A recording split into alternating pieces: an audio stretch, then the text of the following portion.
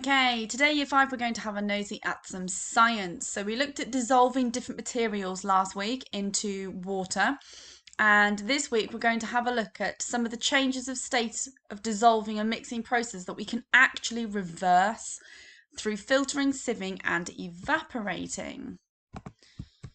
So, what happens to sugar when it is mixed with water?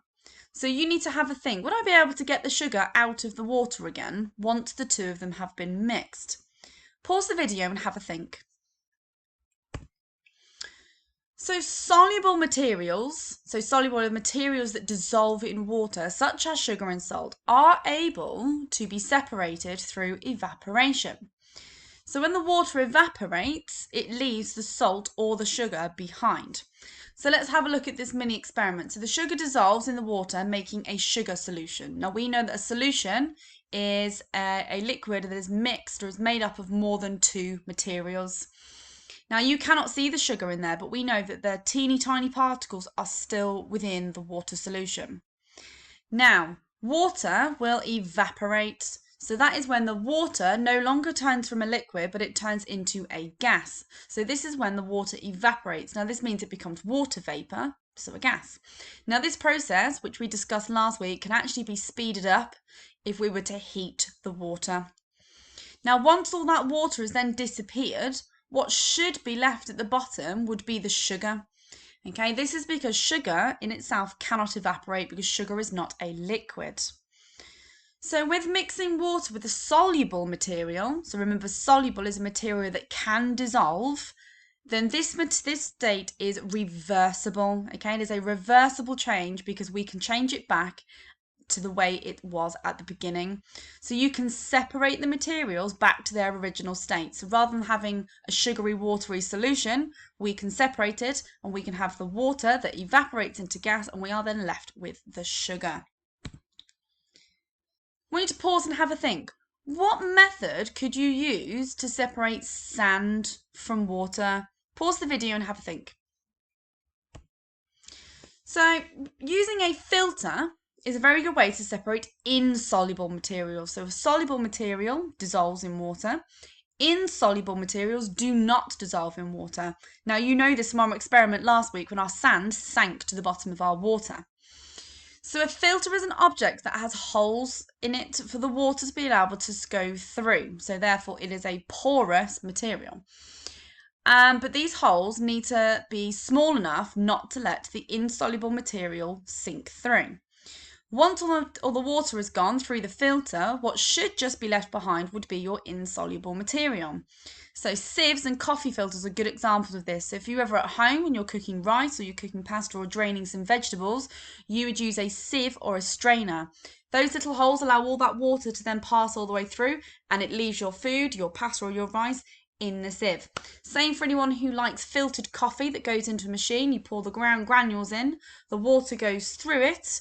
Water then becomes soluble and it becomes coffee, but the actual coffee grains are what's left behind. So have a think about how a coffee filter then actually works. What is its job? So here it is explained in a little bit more detail. So the coffee grounds are placed into a filter. Now a filter is usually made of a very thin sort of paper material, because if we added holes into it, those coffee grounds would actually be able to sink through, meaning you'd have lumps of coffee in your water.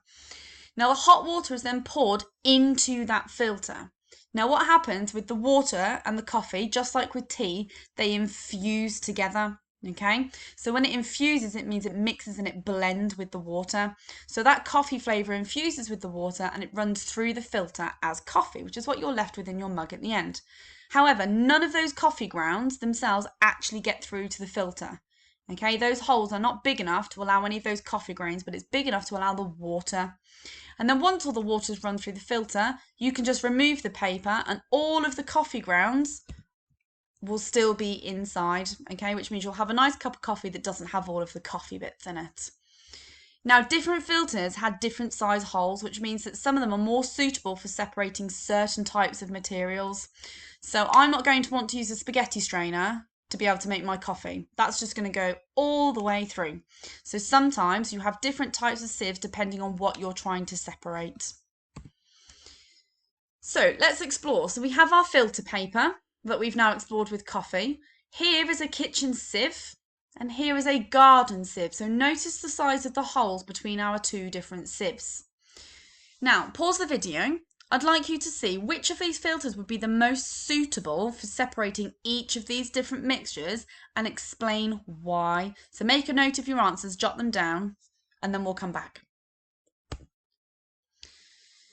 So one thing that we need to recap before you have a go at one of the activities is when some materials change state, this can also be a reversible material process as well. So although we're evaporating our water when we're trying to get our sugar and our salt back, that process of evaporating in itself is also a reversible change of state. For example, during the water cycle, we know that water changes state to being a solid, so an ice cube, so ice, to a liquid, water, to then being a gas, which is water vapour. And obviously once that water vapour comes back down, we end up with condensation. Okay, so I'd like you to pause the video and have a think at which point in the water cycle can these changes of state occur? Okay, so what I would like you to do before you have a go at your activity is I'd like you to complete this table on your paper. So I want you to think if there are any other mixing processes or dissolving processes or changes of state that are reversible, okay? So I want you to jot down your ideas. So see if you can think of any reversible mixing processes. So anything that you can mix together and then unmix so that we have our original materials back the state that they started in. Are there any reversible dissolving processes? Now that one should be quite an easy one. We know about sugar and we know about salt. Let's see if there's any others in that you can think of. And whether you can think of any reversible changes of state. Okay, now we know that water's one of them, so we can turn it to an ice cube. Have a think about something that you might eat that's a nice sweet treat. Okay, something you might be able to melt and turn back to a solid and remelt and turn back to a solid again. So I want you to jot those ideas down and then I'd like you to have a go at the activities that are on your homework sheets.